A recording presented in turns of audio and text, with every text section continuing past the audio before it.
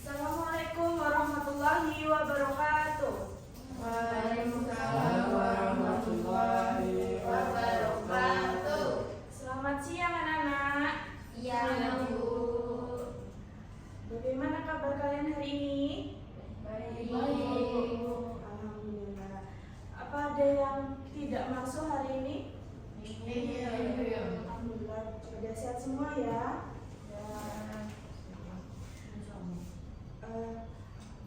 Ada yang tahu kita hari ini akan belajar apa?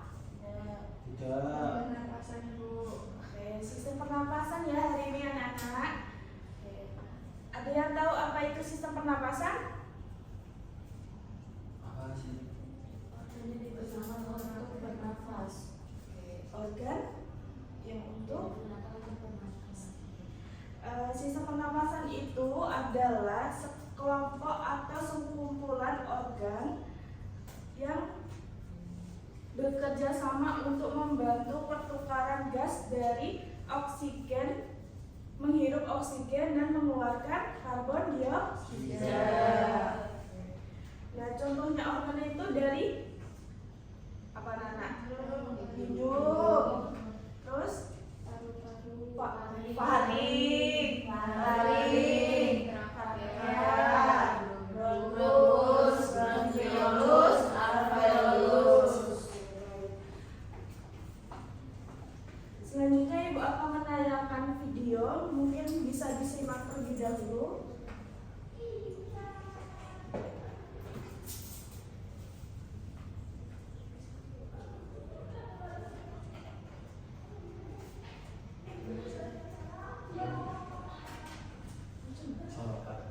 Jadi saya ke depan. Kasih kalian membandingkan banyak sedikitnya pernapasan antara adik dan kakak, ayah dengan ibu, atau mungkin orang yang duduk dan berdiri. Sepintas itu ya, buat apa sih membandingkan? Tapi ini ada di materi pelajaran IPA tentang frekuensi pernapasan. Frekuensi pernapasan adalah banyak sedikitnya udara yang masuk dan keluar dari tubuh kita tiap menit. Ternyata frekuensi pernapasan seseorang dipengaruhi oleh beberapa faktor, di antaranya ada usia, jenis kelamin, aktivitas, posisi tubuh, dan bisa juga suhu tubuh. Yuk kita pelajari satu persatu.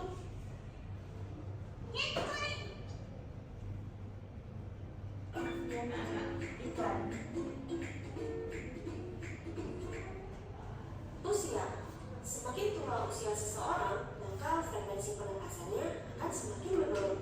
Hal ini diakibatkan karena energi yang dikeluarkan saat usia tua lebih kecil. Ingat kan adik-adik, pernapasan kita berkaitan erat dengan energi, karena salah satu hasil pernapasan dalam tubuh kita yaitu berupa energi. Artinya, semakin banyak orang tersebut memanfaatkan energinya, maka frekuensi pernapasannya akan semakin besar. Jenis kelamin. Pria dan wanita ternyata memiliki frekuensi pernapasan yang berbeda. Umumnya, pria memiliki frekuensi pernapasan yang lebih besar dibandingkan wanita. Hal ini karena energi yang dibutuhkan oleh pria jauh lebih besar dibandingkan wanita. Selanjutnya, aktivitas. Beberapa aktivitas seperti olahraga, menyapu, menyiram tanaman, dan lain-lain pasti memiliki frekuensi pernapasan yang lebih besar dibanding orang yang tidak melakukan aktivitas sama sekali. Ingat saja konsep energi, semakin banyak tubuh membutuhkan energi, pasti frekuensi pernapasannya semakin besar. Faktor berikutnya adalah posisi tubuh. Posisi tubuh yang dimaksud di sini adalah membandingkan antara berdiri, duduk, dan juga berbaring. Mana yang membutuhkan energi paling tinggi? Ya, betul, pasti berdiri yang lebih banyak membutuhkan energi. Karena untuk menggunakan kaki ya tentunya, artinya frekuensi pernapasan saat berdiri lebih besar dibanding saat duduk. Dan frekuensi pernapasan saat duduk juga lebih besar dibandingkan frekuensi pernapasan pada saat berbaring. Yang terakhir adalah faktor suhu tubuh. Bandingkan antara orang yang sehat dan orang yang sedang demam. Mana yang frekuensi pernapasannya paling tinggi? Ternyata orang yang suhu tubuhnya lebih tinggi atau sedang demam memiliki frekuensi pernapasan yang lebih besar. Karena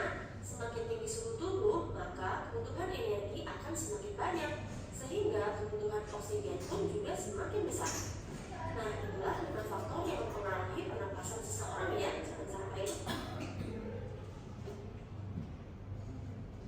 Nah, di sini ibu akan bertanya tentang video tersebut ke kalian. Apa saja faktor yang mempengaruhi frekuensi pada sistem pernapasan? Siapa yang tahu? Aktivitas, jenis kelamin, suhu tubuh, sama posisi. Nah, baik.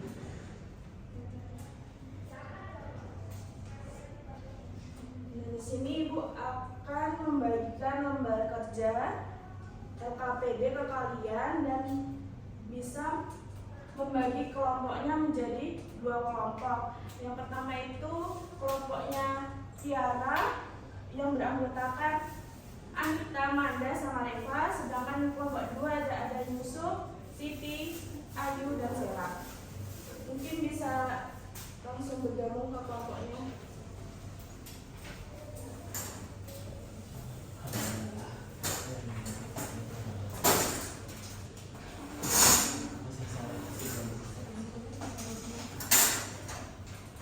Masih bro.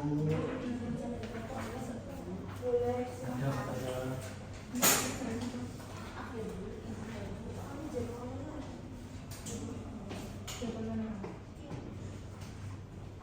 hari ini lah kan Kelompok 1.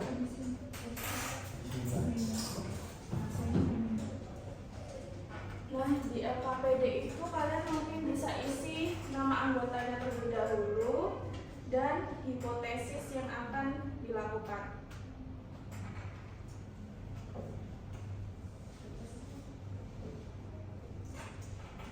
ternyata juga ini isinya apa sih?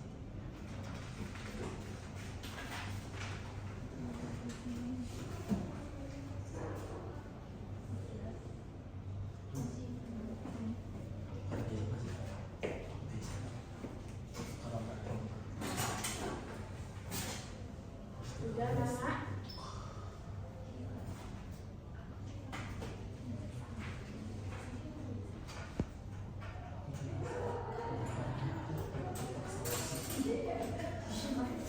Sudah? Hipotesis sudah kan? Ayo segera kita.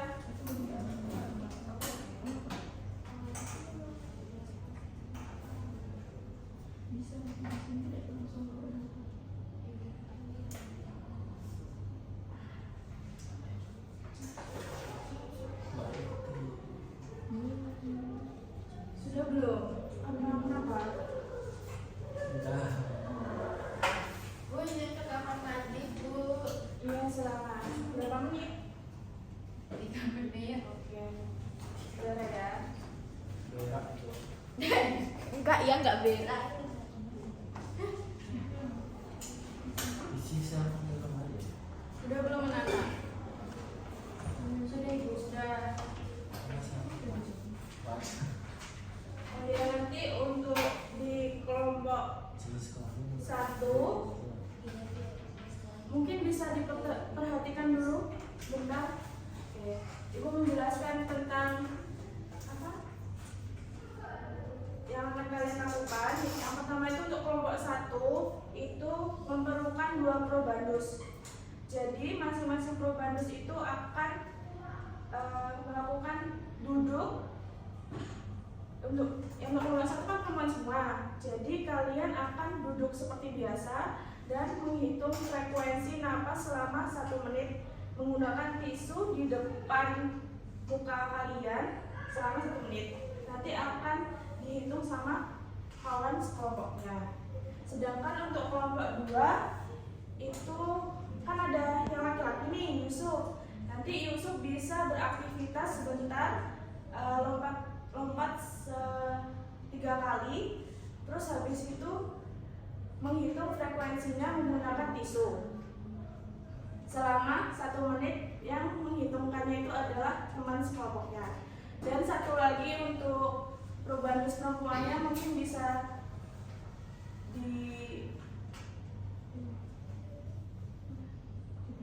Ya dipilih salah satu dan sesuai umurnya ya anak-anak.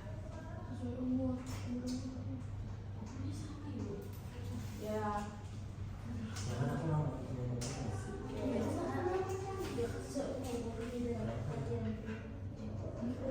Lu juga.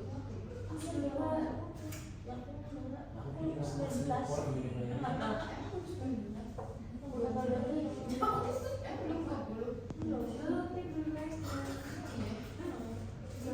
Kalian kan bersatuan. Ya setiap kelompok bisa mengambil tisunya anak.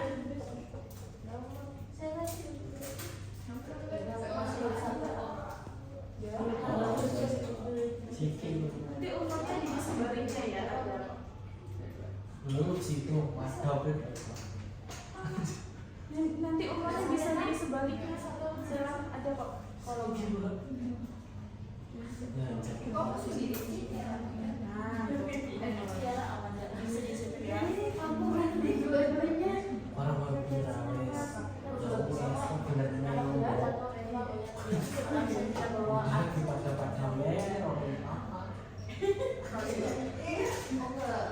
Sudah diisi nama probandusnya yang mau dilakukan. Oke, baik. Untuk setiap kelompok diambil 2 ya tisunya. Katanya iya nanti kalau nggak lupa. Setiap kelompok ambil 2 ya. Assalamualaikum warahmatullahi wabarakatuh. Kepada segenap sivitas akademika dan pengunjung Universitas Ahmad Dahlan, kami 10 menit lagi kita akan memasuki waktu sholat. Kami mengimbau seluruh sivitas akademika dan pengunjung Universitas Ahmad Dahlan untuk bersiap-siap menuju masjid guna melaksanakan sholat berjamaah. Demikian umum yang disampaikan, semoga kita senantiasa memperoleh dan rahmat dari Allah Subhanahu wa Ta'ala. Your attention, please. To all members of the academic community and visitors of Universitas Manila, in 10 minutes, the television will be played with the groups. You are respectfully requested to complete your activities and proceed to the mosque. Thank you for your attention. May Allah grant us His guidance and mercy. Wassalamualaikum warahmatullahi wabarakatuh.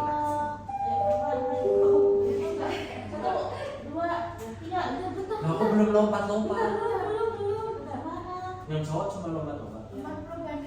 Mungkin untuk kelompok 1 boleh duluan, nanti kelompok 2 menyusul. Kalian boleh duluan. Ayo yang benar Yusuf. Ya. Depan dong. Nah. Ya. Ayo dihitung frekuensinya. Ada yang timer 1 menit.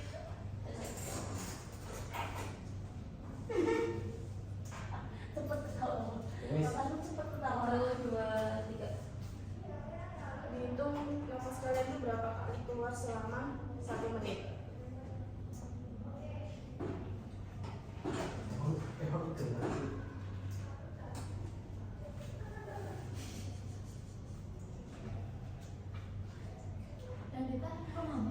Ya.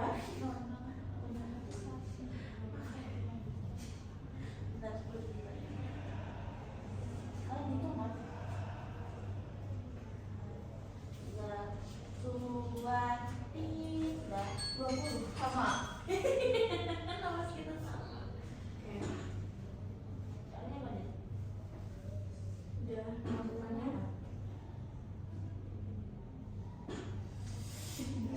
Boleh. Nanti diisi ya pertanyaan diskusinya, anak-anak. Orang-orang. Biasanya di situ kalau 10. Aku kan beres. Ya masalah apa? Kenapa suara? Balik. Kamu yang begitu. Bukan itu dikasih ya. Sekian kecil. Berapa itu skalanya? Ya aku sama tadi bilang. Sesak nafas lebih ada pasti. Ayo pertanyaan diskusinya diisi. Ibu beri waktu selama 1 menit ya anak-anak.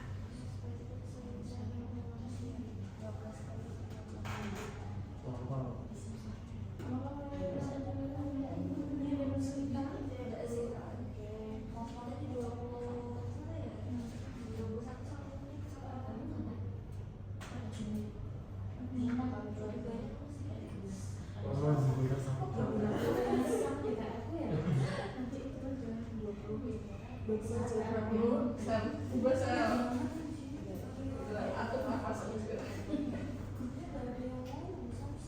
Iya, makanya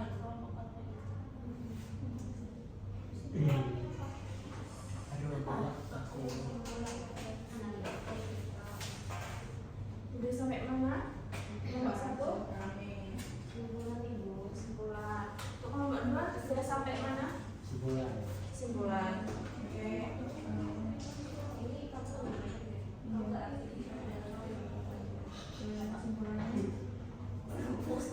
Kesimpulannya itu kamu Ya jadi sekolah kita bakal kayak gitu.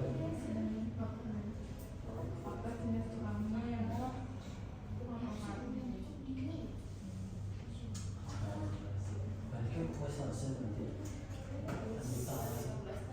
Kita bisa bergunung di Mbak. Bu, sudah.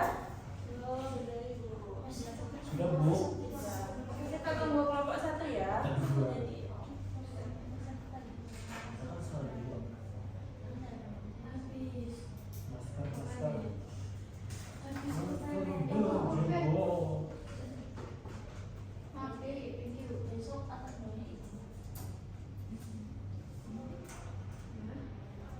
Mungkin untuk mempercepat waktunya, mungkin kelompok 2 bisa mempresentasikan hasil yang sudah dilakukan.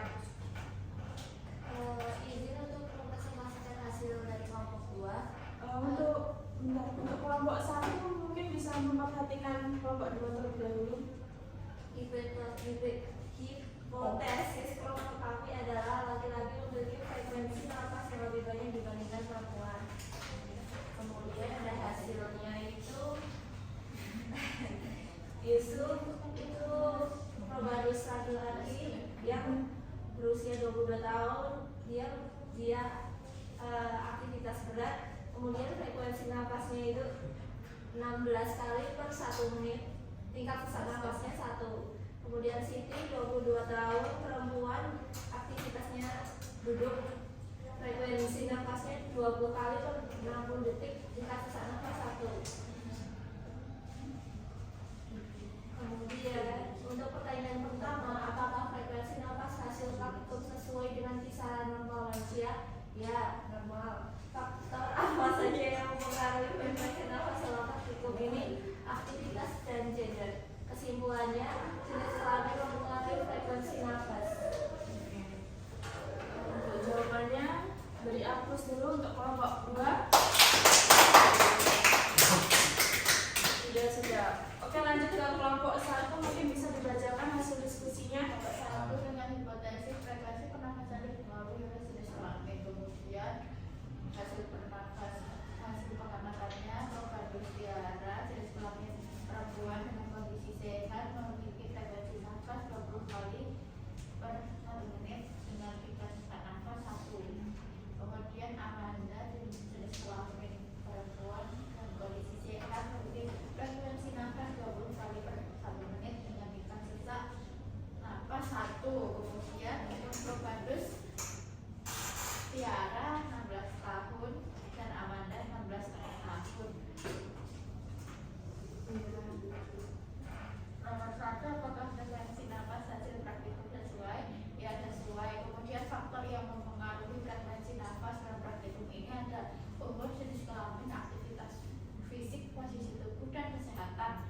Kemudian kesimpulannya dalam sistem pernafasan dipengaruhi oleh faktor jenis kelamin, usia, dan posisi tubuh. Oke, baik. Untuk kelompok 2, untuk jawaban kelompok 1 mungkin bisa berikan Agus dulu. Oke, dari hasil diskusi yang kita telah lakukan, bahwasanya frekuensi pernapasan itu selama 1 menit dengan normalnya itu berapa anak-anak? 15 sampai 15 sampai 20. 20 kali. 20. Baik, betul sekali. Untuk faktornya apa saja yang mempengaruhi selama praktikum yang faktor apa saja yang mempengaruhi hasil diskusi yang kalian lakukan tadi? jenis kelamin, terus usia, aktivitas, suhu tubuh. Oke, baik.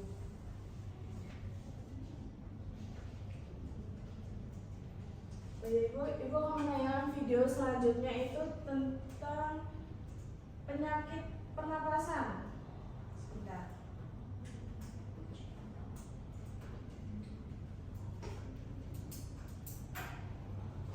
Nanti dia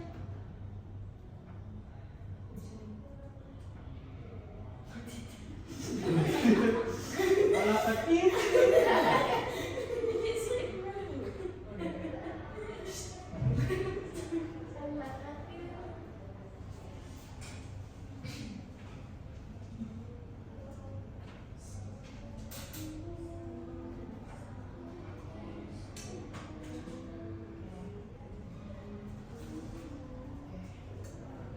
Mungkin bisa diperhatikan terlebih dahulu ke depan ya anak-anak. Pernapasan. Ada banyak gangguan atau penyakit yang menyerang sistem pernapasan. Misalnya ada faringitis, laryngitis, bronkitis, sinusitis, pleuritis, influenza, asma, pneumonia, TBC, dan juga asfiksi. Untuk nama-nama penyakit yang diakhiri dengan tis, artinya terjadi radang. Misalnya faringitis, radang pada faring. Laryngitis, radang pada laring. Bronkitis, radang pada bronkus. Sinusitis, radang pada rongga sinus atau yang terletak antara hidung dan juga pipi. Dan pleuritis, radang pada pleura atau selatan paru-paru.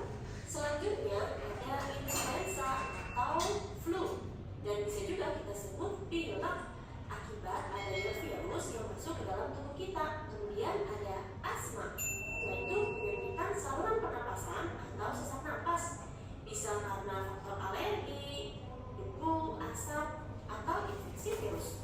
Ada lagi penyakit pneumonia atau radang paru-paru, diakibatkan bagian alveolus dalam paru-paru terinfeksi bakteri Diplococcus pneumoniae. Penyakit ini disebut juga paru-paru basah, sehingga mengakibatkan alveolus dipenuhi cairan atau nanah yang membuat penderitanya sulit bernapas. Selanjutnya ada TBC, diakibatkan bakteri Mycobacterium tuberculosis.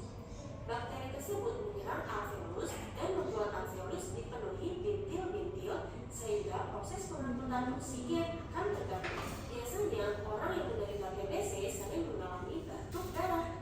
Kemudian ada asfiksi, adalah gangguan pengangkutan oksigen. Bisa terjadi karena infeksi virus atau bakteri, bisa juga saat orang tenggelam, dan dapat juga terjadi saat terlalu kedinginan atau Untuk gangguan yang tadi kita simpulkan ya. Yang pertama itu tadi ada sinusitis, yang belakangnya tis itu merupakan radang pada pernapasan. Sedangkan kalau influenza, TBC, terus sedangkan ya, yaitu terjadinya karena infeksi virus. Oke.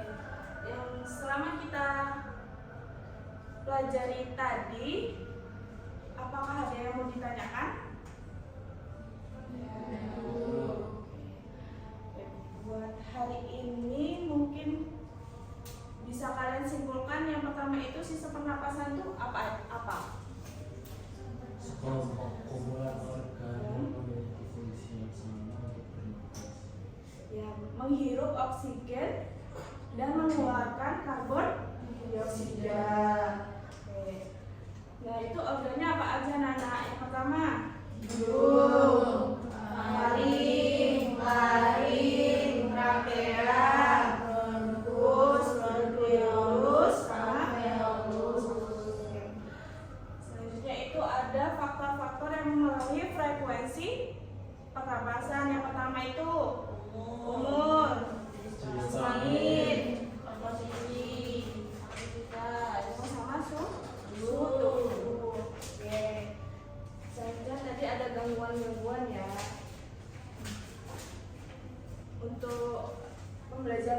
ini mungkin bisa dicukupkan apa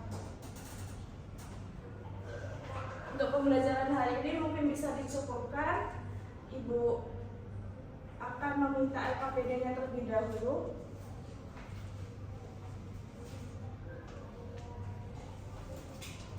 Oke, bisa kembali seperti semula ya anak-anak, tempat duduknya.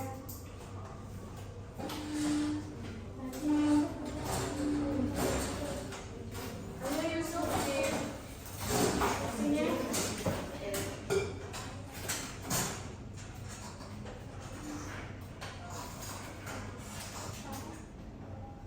Ibu rasa cukup untuk pembelajaran hari ini. Mungkin bisa Ibu cukupkan dengan alhamdulillah. Ibu cukupkan dengan hamdalah. Alhamdulillahirabbil alamin. Assalamualaikum warahmatullahi